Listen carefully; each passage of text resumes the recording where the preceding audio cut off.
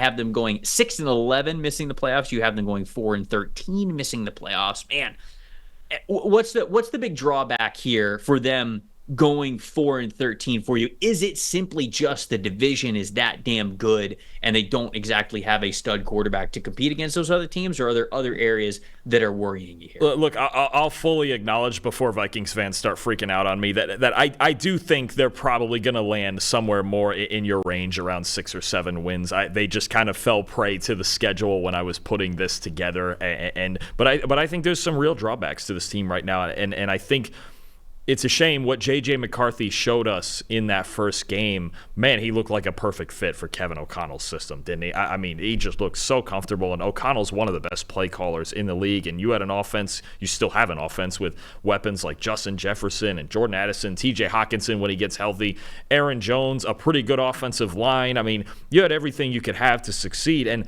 maybe that same principle applies to Sam Darnold, but we need to see that from Sam Darnold. I think his career passing grade, I think I found a 61.5, somewhere around there, somewhere around a 60, which is backup caliber stuff, right? And maybe I'm just traumatized as the Jet fan of the group of like, okay, I've seen Sam Darnold and all of that. But again, maybe he went out and learned something with Kyle Shanahan, and in a similar offense to Shanahan in O'Connell's offense, Darnold can do. He's got arm talent. We know he's got arm talent. He's just got to stay out of the turnovers. That's really, even going back to his days at USC, it was always about the turnovers, right? And if he can stay, if the ball security is good, right? I can't imagine.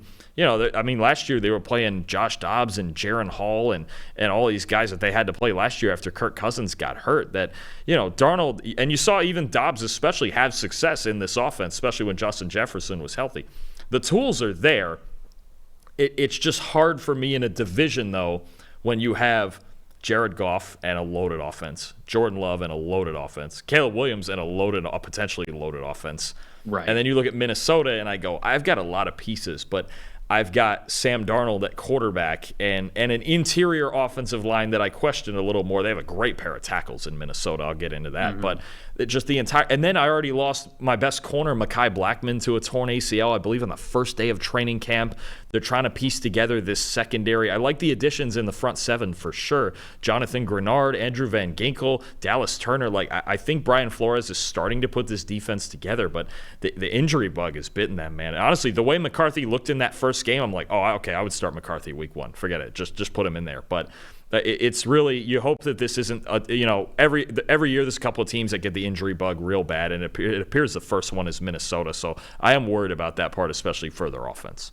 Did you mention your offensive MVP? Oh, we'll go back to the offensive line. I know there's an obvious one on the outside. I know one of us was bound to get to him. So I'm just going to change it up a little bit. Give me their left tackle, Christian Darrisaw. Man, again, love it. Something about my MVPs for these teams, I just love underappreciated tackles. And Darrisaw is one of the best ones in the league. Over the last 2 years, a 91.2 overall grade. The only two guys better are Trent Williams and Penei Sewell, and those are the two best tackles in football right now. He does it all. He's a spectacular pass protector. He's an excellent zone run blocker in that system. Just has fulfilled every last thing he could have fulfilled for this team coming out of Virginia as a first-round pick. Darrisaw is really such a key piece, and a key piece to protecting Sam Darnold now. And Darnold, Darrisaw and Brian O'Neill, I really think it's maybe the most underrated tackle duo in the league. O'Neill's a really good player as well.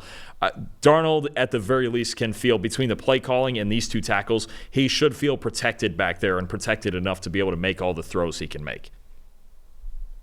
I'm going to mention the obvious because one of us absolutely had to when it comes to offensive MVP for this team. It is quite obviously Justin Jefferson.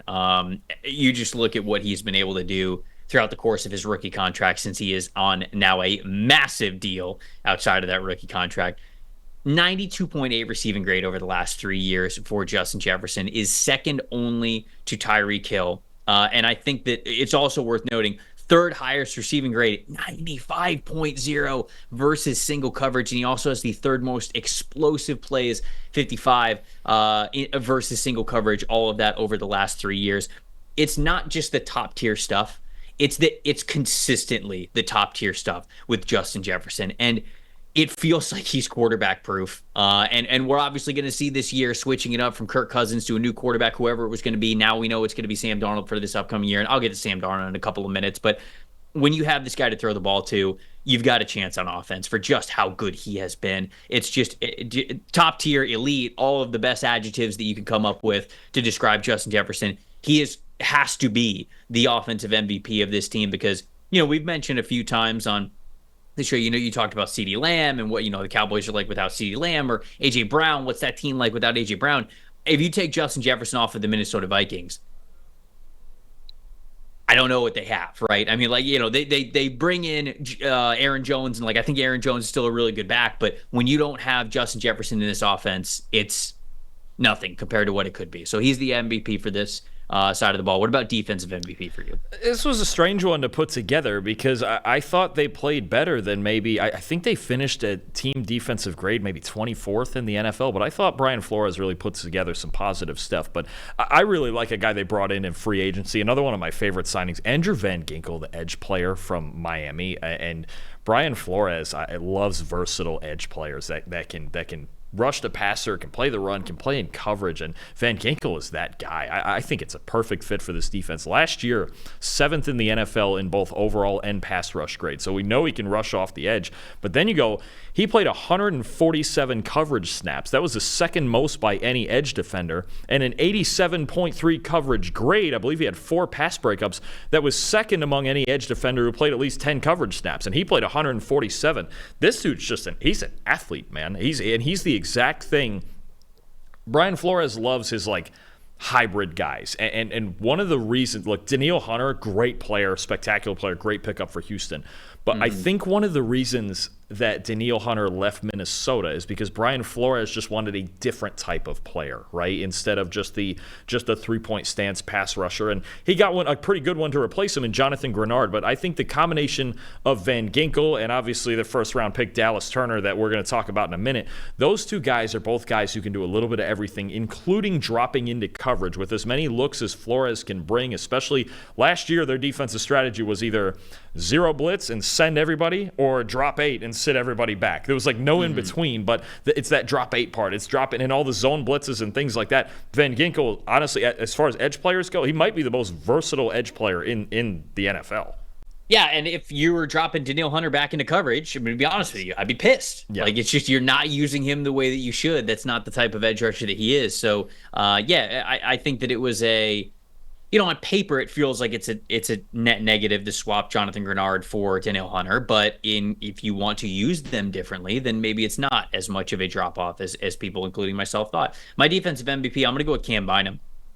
Bynum played the most snaps on the team last year at 1,120. I mean, that is a crap ton of football to be able to be playing there in that secondary. Earned a 73.2 overall grade, really steady run defense grade, big jump in coverage grade from the previous year to last year, 9 forced incompletions as opposed to just 3 from 2022. He took a big jump up in how he saw the field, all of that, all those snaps, all that experience really paying off for Cam Bynum. I think the way he played in Flores' defense is something that was a big deal for them, and how they were able to rotate him all around the field. And he just felt like a steady presence. He was always near the ball. For you to triple your forced incompletions mean that you are seeing the game. You talk about slowing the game down and recognizing things more. He is playing the game at a very high confident level right now. And so that secondary to me is going to go as Cam Bynum goes. And they did another really great year for him. So I think he is going to be their defensive MVP. Breakout player, who you got?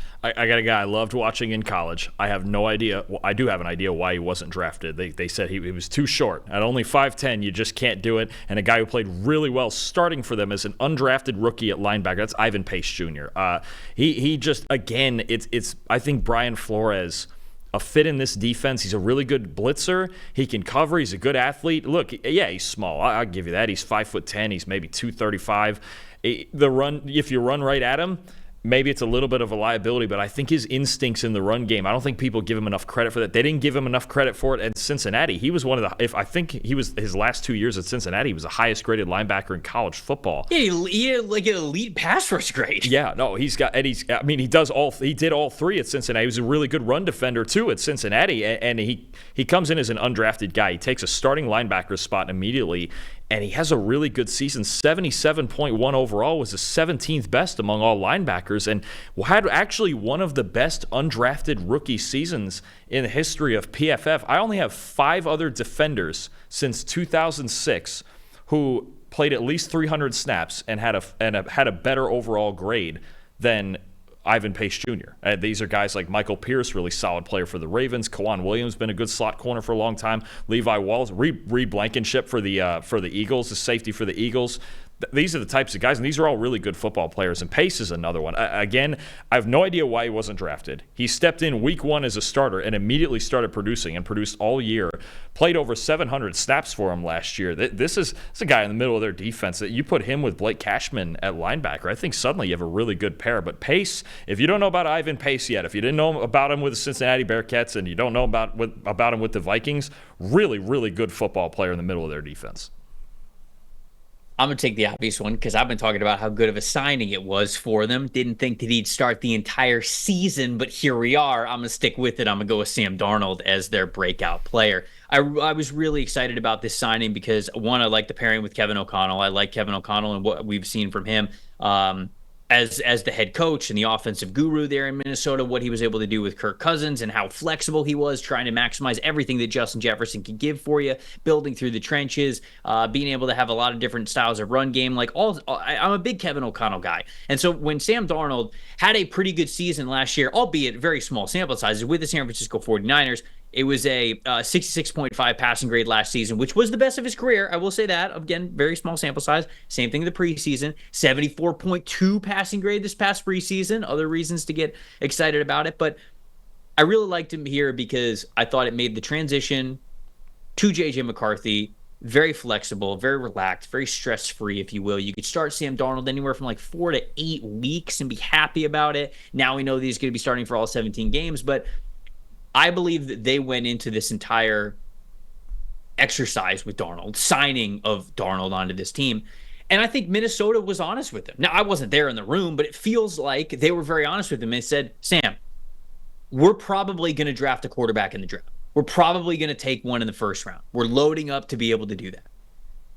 We still want to probably start you for, again, 4 to 8 games to start the season, and we want to give you the best opportunity and the best tryout that you can have to then go sign a deal next offseason. Now the tryout's just extended, right? Now I think the tryout, they drafted J.J. McCarthy. J.J. McCarthy's the guy of the future. You mentioned that you would have started him if he was healthy. That could have very well been in the cards, but now it's an extended tryout for Darnold, and I think it's going to be the best year of his career. I really do. I'm not saying he's going to light the world on fire, but I think it's going to be the best that we have seen of Sam Darnold yet, and I'm excited to see him be a breakout player for this team. Last one, best rookie. Who you got? Real quick, it would feel just so great as a Jet fan if we see Sam Darnold break out the same way that Geno Smith did. That would just warm my heart so much if those two guys both years and years later break out as Pro Bowl level quarterbacks. Anyway, no, the best rookie, and I probably would have picked McCarthy if he was healthy. I think you have to go with Dallas Turner. I think he's just got the easiest bet. They didn't make that many draft picks. They traded back up to get Turner. And he's got a lot of potential as a pass rusher, as a coverage guy. He had a really good coverage grade at Alabama last year too. This is the type of player Brian Flores wanted. If they wanted one more pass rusher to add in with Van Ginkel and Grenard, I think Turner's going to see a lot of run. I think more so in obvious passing situations. I think he's going to roll with Van Ginkel and Grenard. And look, he used a lot of different personnel groupings too. He's got a lot of versatile guys up front. But Dallas Turner is the obvious pick here. He's going to play the most. I think he's going to have the biggest role. I think he's going to have the most important role. And I do think, at least in the passing game, he's going to produce for them in some sense. I agree. It's got to be Dallas Turner. It has to be. It has to be. You mentioned what he could be in this Flores defense.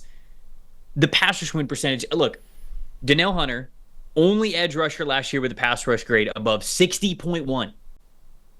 It's not good enough. Yeah. Dallas Turner, 20.7 pass rush win percentage when he was at Alabama last season. I mean, it's just there's a reason why they trade up to go get him. And that was a trade that they gave up a lot to go get him. There's no doubt about it. The draft pick trade value, I mean, they gave up a ton, and they're going to expect a ton from him. And I think he's going to get the opportunities to play as a starter very quickly and be one of the top guys in this defensive line.